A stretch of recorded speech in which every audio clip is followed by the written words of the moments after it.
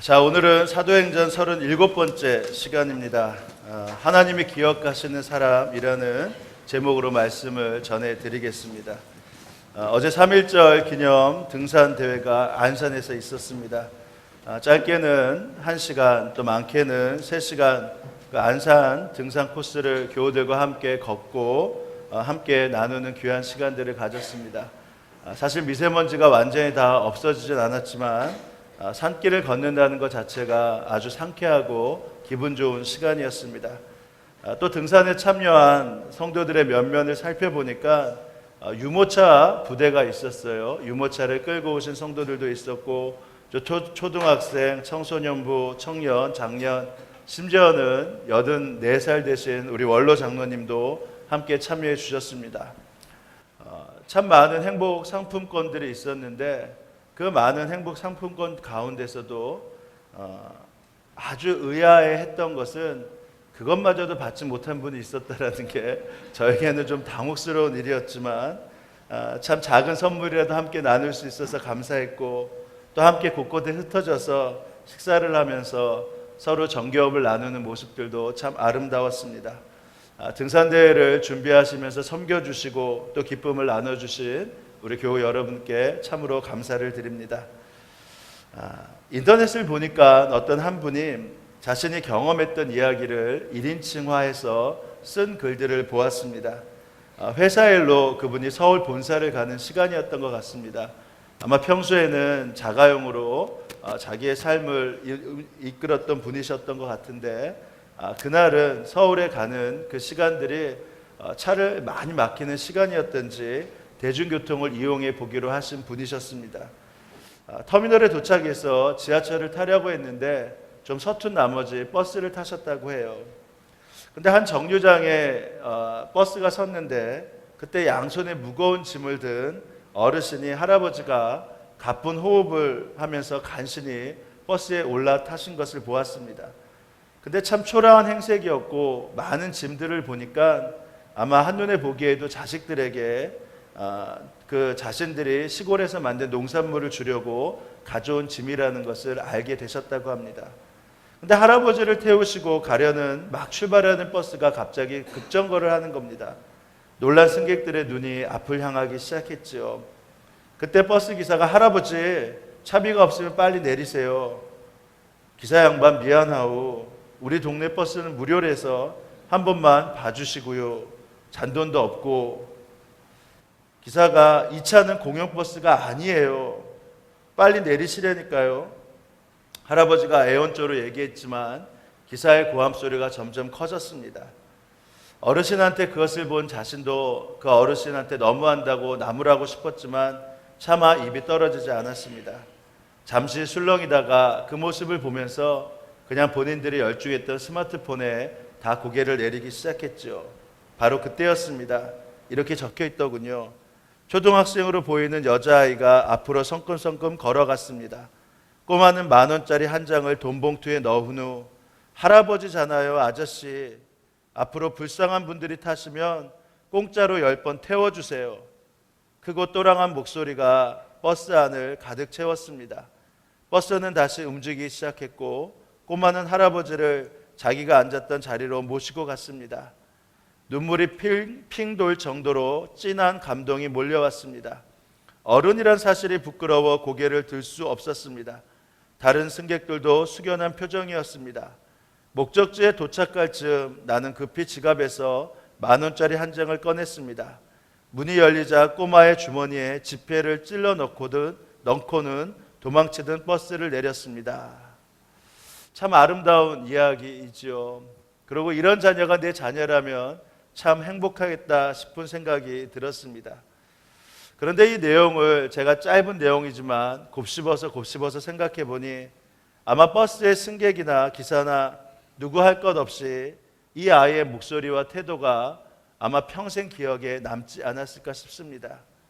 왜냐하면 이처럼 행동하는 것은 너무나 본인에게도 당연했는데 그렇지 못한 자신의 삶을 짧은 시간에 되돌아볼 수 있었기 때문이겠죠. 이처럼 우리는 우리의 행동과 말로 인해서 사람들에게 어떠한 사람인지, 또 우리의 모습은 어떠한지를 그대로 보여주고 있고 그들은 우리를 그렇게 기억하고 있습니다. 그런데 성경에 보니까 하나님도 인격적이신 분이시기 때문에 우리의 말과 태도를 기억하시며 때로는 행복해 하시기도 하고 때로는 염려하며 아파하시기도 하는 장면들을 우리는 성경을 통해 많이 보게 됩니다. 오늘 본문은 어떠했을까요? 오늘 본문에 나오는 인물들의 태도를 보면서 우리 하나님의 마음은 어떠하셨을까요? 아마 이들을 보면서 우리 하나님은 참 행복해 하셨을까, 행복해 하셨겠다는 생각들을 하게 됩니다. 그래서 하나님이 왜 이들을 아름답게 기억하실 수밖에 없는지를 세 가지 정황을 통해 살펴보려고 합니다. 먼저 첫 번째는 고넬료를 통해 살펴보려고 하는데요. 고넬료는 평소에 언제나 신실했던 사람이었기 때문에 하나님이 그를 아름답게 기억했다라는 것을 알게 됩니다. 이미 지난 시간에 말씀드렸듯이 베드로가 욥바 무두장의 집에서 기도하고 있을 때 고넬료가 보낸 하인 둘과 또 부하 한 명이 도착해서 베드로를 고넬료의 집으로 모셔가려고 합니다. 그리고 하인들이 베드로를 모셔가야 하는 이유를 오늘 본문에서 이렇게 설명을 합니다. 22절에 보십시오. 그들이 대답하되 백부장 고넬료는 의인이요 하나님을 경외하는 사람이라 온 유대 족속이 칭찬하더니 그가 거룩한 천사의 지시를 받아 당신을 그 집으로 청하여 말을 들으려 하느니라 한데, 이것은 언뜻 별로 대단치 않은 내용처럼 보이기도 합니다. 그러나 베드로는 선민의식에 젖어있는 유대인인데 반해 고넬료는 유대인들이 부정한 존재로 경원하는 이방인이었고, 더욱이 고넬료가 이스라엘을 식민지로 삼았던 로마의 고급 장교라는 사실을 감안한다면 대수롭지 않아 보이는 이 짧은 내용은 아주 깊은 의미를 담고 있습니다. 그것은 바로 이런 의미겠죠. 첫 번째, 고넬료는 식민지의 주둔군 장교이면서도 다른 군인들과 달리 의로운 분이라는 것입니다. 둘째는 고넬료는 유대인들이 부정하다고 강구하는 이방인이면서도 하나님을 경외하는 아주 특별한 신실한 분이었다라는 겁니다. 세 번째, 고넬료는 지배 계급에 속해 있으면서도 피지배 민족인 온 유대인들의 칭찬을 받는 사람이었다는 것입니다. 네 번째는 고넬료는 유대인들도 잘 듣지 못하는 거룩한 천사의 음성을 들은 만큼 신실한 사람이었다는 것입니다. 한마디로 표현하자면 고넬료는 하나님과 사람의 인정을 동시에 받는 훌륭한 인물이라고 이 짧은 한 구절에서 이렇게 설명하고 있습니다. 그래서 2절에서도 이렇게 설명하죠. 고넬료는 경건하여 온 지방과 더불어 하나님을 경외하며 백성을 많이 구제하고 하나님께 항상 기도하더라. 그의 일면이 이렇게 나와 있는 것입니다. 그러니 지극히 짧은 문장이지만 하인들이 말하는 한 단어 한 단어에 고넬료에 대한 깊은 애정과 신뢰 그리고 자부심이 담겨 있습니다. 이런 설명을 듣고 있는 사람이라면 어느 누구인들 고넬료를 한번 만나보고 싶지 않겠습니까? 여러분, 우리가 하나님 앞에서 신실하게 산다는 것이 무엇이죠? 우리가 하나님 앞에서 신실하게 산다는 의미를 여러분은 어떻게 이해하고 계십니까? 아마 그것은 이렇게 설명할 수 있지 않을까요? 첫 번째는 나를 알고 있는 사람들은 나를 어떻게 평가하고 있느냐, 이렇게 반문해서 표현해 볼 수 있지 않을까 싶습니다. 나를 아는 사람들은 내가 없는 곳에서 나를 어떤 사람이라고 평가하고 있을까요? 먼 곳의 사람들이 아닌 나와 지근거리에 있는 가까운 사람들, 내 주위에 있는 사람들이 나를 어떻게 평가하고 있느냐는 것입니다. 지금 본문 속에서 고넬료에 대해서 베드로에게 설명하고 있는 사람들은 먼 거리에서 고넬료를 피상적으로 보던 사람들이 아니었습니다. 그들은 고넬료 집안의 하인이었고 휘하의 병사였습니다. 즉 집안 사람들과 일터의 사람으로 고넬료의 가장 가까이 있는 측근들이었습니다. 우리가 먼 곳에 있는 사람에게는 칭찬받는 것은 당연할 수 있죠. 잘 모르는 사람들로부터 존경받을 수도 있습니다. 멀리 있는 사람들은 잘 모르죠. 그들 앞에서는 우리가 얼마든지 위장이 가능하기 때문입니다. 그런데도 고넬료는 그의 측근들로부터 진심에서 우러나오는 존경과 사랑을 받고 있습니다. 그것도 고넬료가 없는 곳에서 말입니다. 그것이야말로 고넬료가 얼마나 신실한 삶을 살았는지를 여실히 증명해주고 있는 내용입니다. 여러분은 어떻습니까? 나의 아내는 나를 참된 크리스천 남편으로 생각하고 있을까요? 나의 남편은 나를 진정으로 신앙인의 아내로 생각하고 여기고 있을까요? 나의 자녀들은 나를 매사에 하나님을 경외하는 부모로 인정하고 있을까요? 나의 부모는 나를 주님을 믿는 신실한 자녀로 간주하고 있습니까? 내 일터의 아랫사람들은 나를 의로운 상사로 존경하고 있습니까? 나의 윗사람들은 나를 모두로부터 칭찬받아 마땅한 사람이라고 그렇게 간주하고 있습니까? 나의 동료들은 나를 영성이 깊은 신령한 그리스도인들이라고 그렇게 평가하고 있습니까? 이 질문에 긍정적인 대답을 할 수 있을 때 우리는 우리 스스로 하나님이 나를 아름답게 기억하고 계시겠구나 라는 확신을 가질 수 있게 됩니다. 두 번째로 고넬료의 하인들을 기뻐하실 만한 그 모습들을 제가 볼 수 있었습니다. 그들은 더불어 사는 사람들의 결점이나 추한 면보다 장점과 아름다운 면을 더 크게 보는 사람이었기 때문입니다. 7절에 보면 이 하인들과 이 부하를 경건한 사람이라고 표현하고 있습니다. 그들이 경건했는지를 22절에서 고넬료에 대해서 말하는 그들의 설명을 통해서도 우리는 다시금 깨달아 볼 수 있습니다. 생각해 보십시오. 고넬료가 아무리 훌륭한 사람이었다 한들 그 역시 인간이었을 뿐입니다. 왜 그에게 실수가 없었으며 어찌 그에게 결점이 없었겠습니까? 그의 측근들이 날마다 그를 모시고 살았기에 그에게 실망하거나 그 고넬료로부터 마음이 상한 적이 한두 번이었겠습니까? 불만스러울 때 또 왜 외인들 없겠습니까? 그러나 그들은 베드로에게 이렇게 말하죠. 고넬료는 의인입니다. 고넬료는 유다 족속들에게도 칭찬받는 사람입니다. 고넬료는 천사의 음성을 들은 만큼 신령한 분입니다. 그들의 말에서는 어떤 것이 나타나죠? 고넬료를 빈정하거나 적당하게 말하는 모습이 보이지 않습니다. 그저 고넬료의 명을 받고 왔기에 사무적으로 제가 당신을 모시러 왔습니다 이렇게 말해도 되는데 그런 사무적인 태도는 전혀 보이지 않습니다. 오히려 그들의 이 태도를 받고 말하는 모습을 보면 아마 고넬료의 삶에 대해서 얘기할 때 자신들의 마음 가운데 감동과 눈물이 찔끔 날 정도로 그 한마디 한마디 고넬료에 대한 사랑과 관심과 그 모든 표현들이 담겨져 있는 것입니다. 왜 그렇죠? 그들이 성경은 경건한 사람이었기 때문이라고 말을 합니다.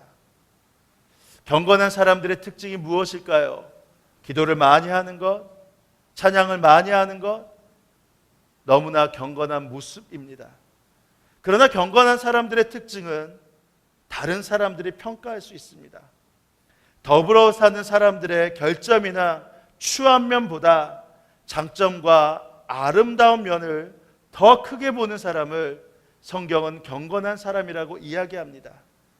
바꾸어 말하면 경건한 사람은 다른 사람에 대한 험담과는 거리가 먼 아름다운 이야기를 해주는 사람이라는 것입니다. 사람은 누구든지 자기 속에 들어있는 것을 안경 삼아 타인을 바라보고 평가를 합니다. 마음속에 추한 것이 들어있는 사람은 자신의 추함의 안경을 가지고 다른 사람의 추함을 이야기합니다. 그것이 1년이 지나고 2년이 지나고 10년이 지나고 그 사람들의 변화된 모습을 보아도 내 안경은 바뀌질 않습니다. 그러나 아름다운 것이 속에 들어있는 사람의 시선은 자신의 아름다움을 안경 삼아 타인의 아름다움에 초점이 맞춰지게 되어 있습니다. 경건한 사람은 그 속에 예수님이 담겨 있기에 예수님의 마음으로 타인을 볼 수 있는 눈이 당연히 열려 있게 되는 것이죠. 이런 의미에서 고넬료의 인간적인 단점과 결점을 뛰어넘어 고넬료에 대한 찬사로 일관한 그 본문 속의 사람들은 그러기에 경건한 사람이 틀림없습니다. 지난 금요 성령 집회 때 말씀드렸듯이 하나님은 결코 허물을 들추어내는 사람을 좋아하지 않습니다. 그것은 하나님의 속성과 너무나 거리가 멀기 때문입니다. 하나님은 우리의 죄를 씻어주시고 덮어주시고자 자신의 아들을 십자가에 죽이기까지 보내신 분이라고 우리는 믿지 않습니까? 우리의 죄와 허물을 덮어주셔야 되기 때문에 바로 그 아들을 이 땅에 보내신 분이라고 우리는 믿지 않습니까? 오히려 사단이 참수하는 자요, 사단이 우리의 허물을 말하는 자지, 우리 주님은 우리의 허물을 덮어주시고 우리의 죄를 덮어주시고자 십자가에 죽기까지 우리를 사랑하신 분이 아니시겠습니까? 그러니까 이 마음을 우리가 안다면 우리는 당연히 다른 사람의 허물을 덮어주는 자가 되는 것이고, 우리가 다른 사람을 일관되게 그들의 장점을 보며 말하는 사람이지 그들의 단점 가운데서 그들의 말을 하는 사람은 아니라는 것은 자명한 사실 아니겠습니까? 그러니 하나님이 이들을 아름답게 기억하는 것은 당연한 것이었습니다. 제 이야기를 해서 죄송하지만 일전에 말씀드렸듯이 저는 제가 부목사로 사역하던 선한목자교회 담임 목사님을 지금도 참으로 존경하고 사랑하고 있습니다. 한 번은 미국에 안시골을 갔었는데 유학하고 있는 친구들 몇을 만나 함께 그 집에서 식사를 한 적이 있었습니다. 그런데 교회 사역에 대해서 이야기를 하다가 저도 모르게 자연스럽게 담임 목사님이셨던 유기성 목사님에 대해서 이야기를 하게 되는 시점들이 있었습니다. 당연히 교회 사역과 상황에 대해서 이야기할 때 담임 목사님에 대해서 말하는 것은 당연한 거 아니겠습니까? 근데 제가 한참 이야기를 하고 있는데 듣고 있던 친구들이 계속 좀 기가 막혀 하는 모습들을 보게 됩니다. 그러다가 듣다 말고 저에게 이렇게 말을 하죠. 재용아, 너가 지금 담임 목사님에 대해서 말을 하는데 몇 분을 이야기한 줄 아니? 자그마치 30분을 지금 이야기를 했어. 그리고 보통 대부분은 자신의 담임 목사님에 대해서 안 좋은 이야기나 단점에 대해서 먼저 이야기를 하는데 너는 30분 동안 내내 담임 목사님에 대한 사랑과 존경을 그토록 오래 이야기하는 것을 내가 처음 본다. 내가 많은 부목사 친구들을 만났지만 너 같은 경우를 처음 봐. 그러면서 저에게 이야기를 합니다. 사실 제가 부목사였습니다. 그러니 담임 목사님을 모시기가 쉬웠겠습니까? 사실 제가 말씀드렸듯이 저 역시 그 교회를 그만두고 싶을 만큼 어려웠던 적이 한두 번이 아니었습니다. 그런데 제가 그 말을 듣는 순간 제 마음이 이렇게 바뀐 이유에 대해서 말해주고 싶은 생각이 있었습니다. 저는 그런 생각을 하게 되었죠. 담임 목사님을 뵐 때 복음에 대해서 잘못 말씀하시기 전에는 무조건 순종한다라는 마음을 갖게 되었다. 복음에 대해서 잘못 말한다면 그 앞에서 그만두는 한이 있더라도 잘못되었다고 말씀드리고 싶지만 그 외에는 하나님의 말씀대로 순종이다. 그렇게 마음 먹고 사역을 하기 시작했다. 그러다 보니 목사님의 어느 순간서부터 단점보다는 장점이 보이기 시작했고 옆에 있으니 온통 배울 걸 뿐이었다. 이렇게 말하고 싶었습니다. 사실 저도 어느 순간서부터 그 마음이 열린 것은 목사님을 주님의 마음으로 바라보기 시작할 때였죠. 그냥 나의 윗분으로 아는 것이 아니라 주님의 마음으로 그분을 바라보기 시작하니 어느 순간에 그분의 장점만이 제 눈에 들어오기 시작했습니다. 그러다 보니 저도 모르게 무의식 중에 아무 생각이 없이도 칭찬하고 감사할 수 있었던 것이죠. 여러분, 우리는 교회를 아무리 오래 다니고 종교 예식에 익숙하고 심지어는 성경을 많이 알고 있다 하더라도 사람의 아름다움을 보고 말할 줄 아는 사람이 되기 전까지는 진정 성경이 말하는 경건한 그리스도인이 될 수 없다라는 사실입니다.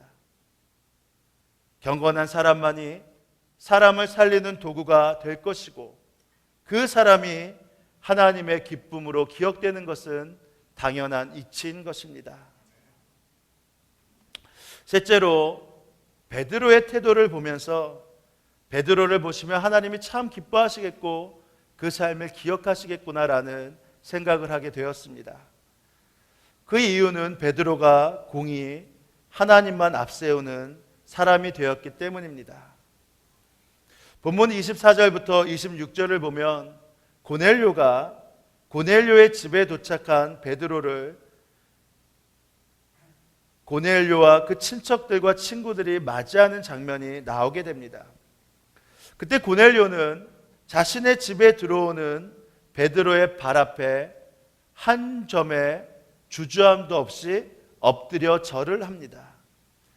헬라어 원문으로 사용된 프로스키네오라는 바로 이 엎드리다는 뜻은 노예가 땅바닥에 엎드려 주인의 발에 입을 맞추는 행위를 의미하는 동사입니다. 그러니 그 당시에 바로 고넬료의 행동은 베드로가 들어오자마자 마치 하인이 주인의 발에 입을 맞추고 경배하는 모습이었다는 것입니다. 바로 이것은 그리스도인들에게 하나님을 경배하라는 의미의 동일한 동사로 사용되었습니다. 그러나 생각해 보시면 몇 번 말씀드렸듯이 고넬료는 당시 로마 시대의 백부장이었습니다. 베드로의 노예가 아니었다라는 것입니다. 오히려 이스라엘을 지배하고 있는 지배국의 장교였지요. 따라서 고넬료는 그것을 한편 이해하더라도 당시의 인사법에 따라 베드로와 포옹을 하거나 입을 맞추어도 아주 큰 마음을 베풀었다고 볼 수 있습니다. 그런데도 고넬료가 베드로 발 앞에 엎드려 절을 했다라는 것은 그 의미를 다시 한번 되새겨 볼 때 베드로를 사람이 아닌 신적인 존재로 여기고 있었음을 깨닫게 됩니다. 오늘날로 보면 좀 이상한 말이죠. 어떻게 사람을 신적인 존재로 이해를 하는가? 그러나 당시의 사람들로 보면 그렇게 그것이 어려운 생각이 아니었습니다. 왜냐하면 로마 황제를 그 당시에 모든 사람들은 신으로 추앙하고 있었기 때문입니다. 도시마다 살아있는 로마 황제를 경배하는 로마 황제의 신전이 있지 않았습니까? 그러므로 로마 사람들에게는 사람을 신으로 섬기는 것이 조금도 생소한 일이 아니었습니다. 더욱이 고넬료가 베드로를 청한 것은 그냥 단순히 청한 것이 아니라 환상 가운데 하나님의 사자가 나타나 명령한 것이지 않습니까? 그러니까 그런 베드로라면 고넬료가 생각할 때 하나님과 같은 신적인 존재로 여기는 그것은 오히려 당연한 일일 수도 있습니다. 그런데 이에 대한 베드로의 반응이 26절에 나타나는데 그는 조금도 지체함이 없습니다. 그리고 고넬료를 황급히 일으키며 이렇게 말을 합니다. 뭐라고 말을 하죠? 일어서라, 나도 사람이다. 이유는 간단하죠. 이 말이 사실이기 때문입니다. 그는 사람이었습니다. 우리는 이와 똑같은 장면을 사도 바울에게서도 발견하게 되죠. 앞으로 우리가 함께 나누겠지만 사도행전 14장에 보면 사도 바울이 루스드라라는 곳에서 말씀을 전할 때 안진뱅이가 일어난 사건이 있었습니다. 그때 루스드라 사람들이 그 장면을 보고 어떤 마음을 가졌냐면 이 사람은 하늘에서 내려온 신이구나. 신들이 하나님의 사람의 형상으로 오셨다라는 마음을 갖게 됩니다. 그래서 바나바와 바울을 신으로 추앙하려고 하죠. 그때 바나바와 바울은 옷을 찢으면서 뛰어들어가 소리를 칩니다. 우리도 여러분과 같은 사람입니다. 옷을 찢을 만큼은 아니죠. 그러나 바나바와 바울은 내가 사람이라는 것을 조금도 잊지 않았습니다. 자기가 아니라는 것입니다. 주님이 고쳐주었다라는 사실입니다. 바로 바울을 바울되게 한 원동력이 여기 있는 것이죠. 우리는 우리 자신의 사람됨을 망각하지 않는 것은 조금도 대수롭게 여기지 않습니다. 그러나 여러분, 우리가 사람이라는 것을 날마다 깨닫는 것은 영적으로 대단히 중요한 일입니다. 왜냐하면 예수님을 우리가 구주로 영접하고 예수님을 실제로 알기 전에는 우리는 철저하게 내 자아의 중심으로 살게 되어 있습니다. 내 자아의 중심이라는 것은 바로 내가 신이라는 말입니다. 내가 드러나야 되고 내가 하고 싶은 대로 해야 되고 내가 갖고 싶은 것을 위해서 살게 됩니다. 이것은 신이나 할 수 있는 일이지요. 신의 주권 가운데서 할 수 있는 일이지요. 그러나 예수님을 인격적으로 영접하고 예수님과의 동행에 대해서 눈을 뜨고 나면 언제나 예수님만이 드러내는 삶을 살게 되어 있습니다. 예수님을 알면 알수록 예수님이 드러나는 것 외에는 아무것도 관심이 없는 사람이 된다라는 것입니다. 여러분의 기도와 섬김으로 우리 사역자들과 가족들이 지난 월요일부터 수요일까지 2박 3일 동안 리트릿을 다녀왔습니다. 우리 사역자들은 리트릿을 가면서 이런 질문을 하였습니다. 왜 우리가 이 시간에 사역을 다 내려놓고 리트릿 후퇴하여 우리의 삶을 살펴보고 쉼을 갖는 시간을 가져야 하는가? 우리는 가면서 이런 질문을 했고 그것에 도착하셔도 끊임없이 우리는 이 질문을 하였습니다. 그리고 리트릿을 다녀오면서 우리 모두가 얻은 해답은 성도들을 잘 섬기기 위해 이 시간이 주어졌다라는 것을 알게 되었습니다. 사역을 위한 사역이 아닌 예수님의 복음과 진리를 위해 우리가 사역해야 하듯이 우리가 예수님을 섬기는 것이 당연하듯 성도들을 예수님의 마음으로 섬기고 바로 그 삶을 살기 위해서 서로가 그 사실을 깨닫는 시간을 갖기 위해 리트릿을 갖게 된 것을 저희가 알게 되었습니다. 그래서 2박 3일 동안 리트릿을 하면서 쉼도 있었고 웃음도 있었습니다만 사역으로만 서로를 대하다 서로를 조금 더 아는 시간들을 가질 수 있게 되었습니다. 마지막 날 밤에 모여서 우리끼리 모였지만 거창하게 예수님과 함께하는 힐링 캠프라는 시간을 가졌습니다. 여러 질문을 통해 우리 자신의 삶과 생각을 나누는 시간이었습니다. 나의 별명은, 나의 성격은, 내가 가장 행복했을 때는, 내가 가장 아팠을 때는, 나의 방황기는, 그 짧은 시간에 서로에 대해서 나누는 시간을 가졌죠. 일적인 것이 아닌 우리가 성도들을 섬기고 사랑하기 위해서는 우리가 먼저 서로를 알고 이해하는 것이 너무나 필요했기 때문에 바로 서로의 용납하는 시간, 서로를 이해하는 시간, 바로 그 시간을 갖게 된 것입니다. 서로의 상처와 아픔과 기쁨과 행복을 나눌 때 그래서 저분이 저랬었구나. 저분이 그래서 저런 반응이 나타났었구나. 그래서 서로 이해할 수 있었고 중보할 수 있는 시간을 갖게 되었습니다. 그런데 이번 리트릿을 계획하면서 마치는 시간까지의 총 진행을 우리 교회 사역에 들어온 지 불과 3개월밖에 되지 않은 장효산 전도사님이 맡게 되었습니다. 사실 제 마음속에는 리트릿의 2박 3일을 너무나 귀한 시간이기 때문에 좀 개입도 하고 싶었고 방향도 바꾸고 싶었지만 주님이 친히 이끄실 것을 믿으면서 장효산 전도사님께 모든 것을 맡겨보기로 했습니다. 심지어는 식사 문제, 기도 문제까지 다 맡겨보았죠. 감사하게 참 잘 진행을 해주셨습니다. 그리고 그 전도사님이 리트릿을 다녀온 후 목요일날 다음날 새벽 설교를 하셨는데 설교 말미에 이렇게 말씀하시더군요. 아마 리트릿을 진행하면서 자기 자신에게 참 많은 은혜가 있었나 봅니다. 2박 3일간의 사역자 리트릿 기간 동안 24시간 예수님과 동행하는 훈련을 했습니다. 보통 예수님과 동행이라고 하면 예배하고 기도하고 말씀만 볼 때만 주님과 동행하는 것이라고 저는 생각해 왔습니다.